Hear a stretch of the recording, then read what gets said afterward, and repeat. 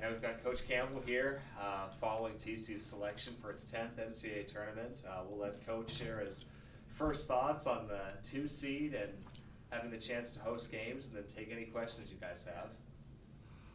Well, first of all, just how awesome was today.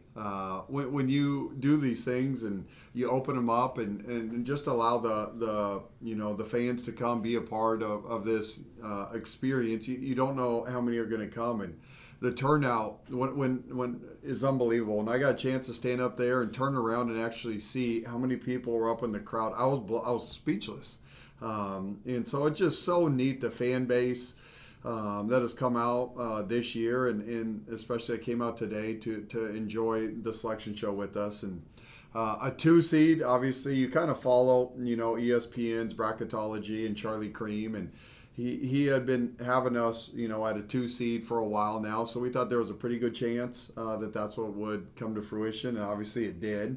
Getting to be in Birmingham is just incredible for us, and the time zone and easy travel, and for fans to get to for just so many reasons. And then on our side of the bracket, it's March Madness, and so you can't look too far ahead. You truly have to take it one game at a time, and it's called March Madness for a reason. And so our staff, as soon as I'm done here, we'll get up into our offices, and you guys won't see me again until Friday game time. But thank you for coming out and opening up to any questions.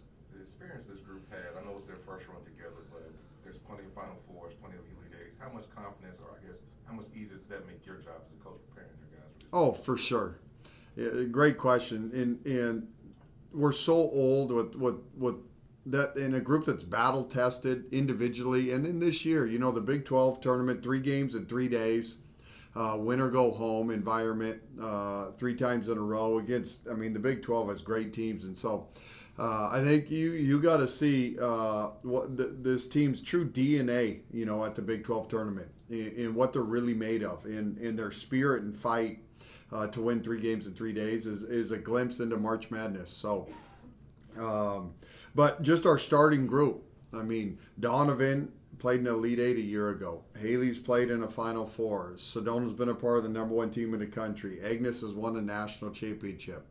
And Madison Connor played on a team that was in the national championship. So that first unit, and then you could go down, the rest of the team has great experience. But that first 5 is a very veteran group to March Madness.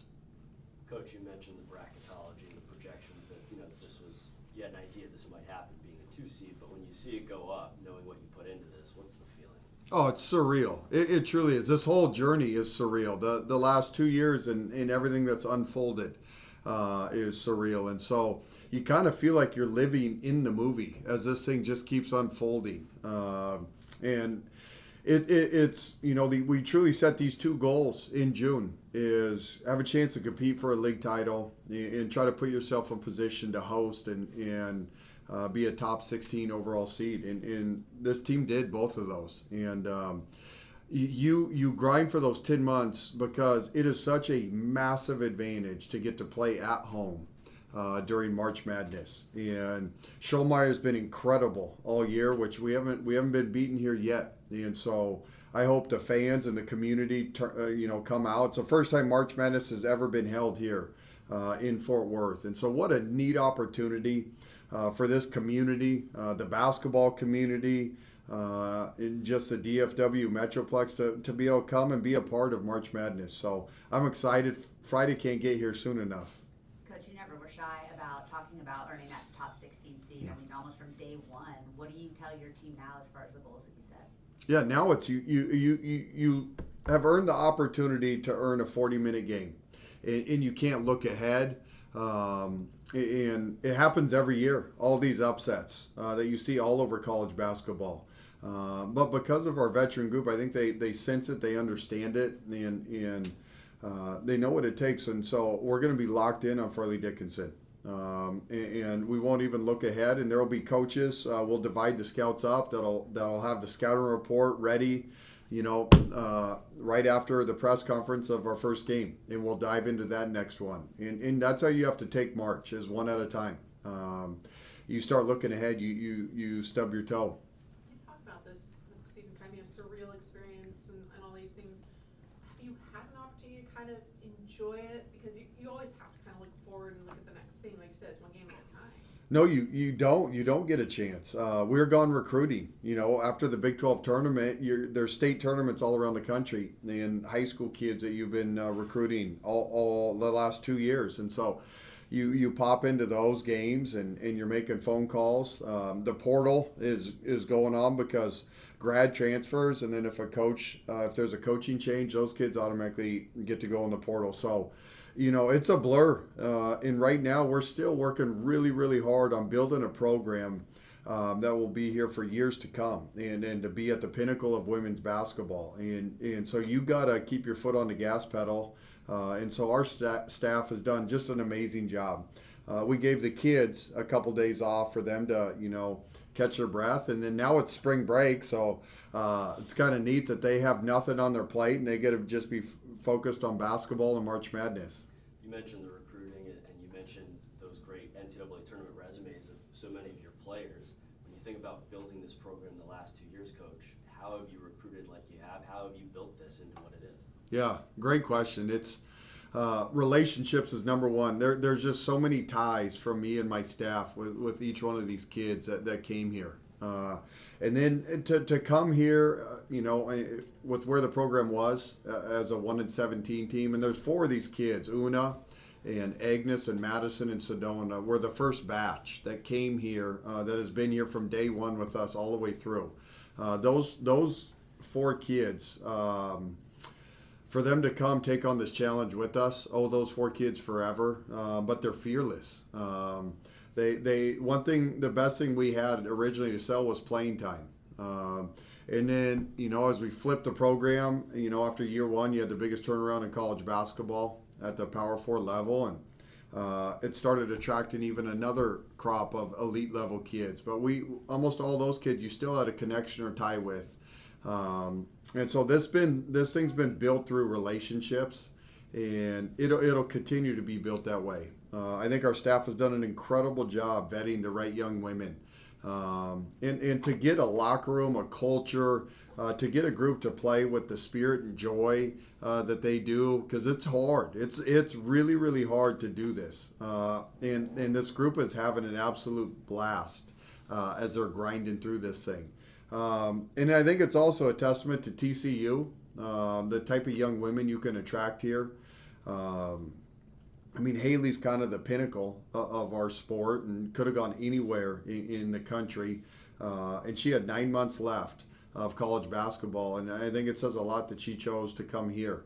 And so there's a bunch of stories, but the recruiting won't slow down. If anything, it's going to continue to escalate at an elite level. Now that we've proven we are one of the best teams in the country and we are one of the best programs in the country.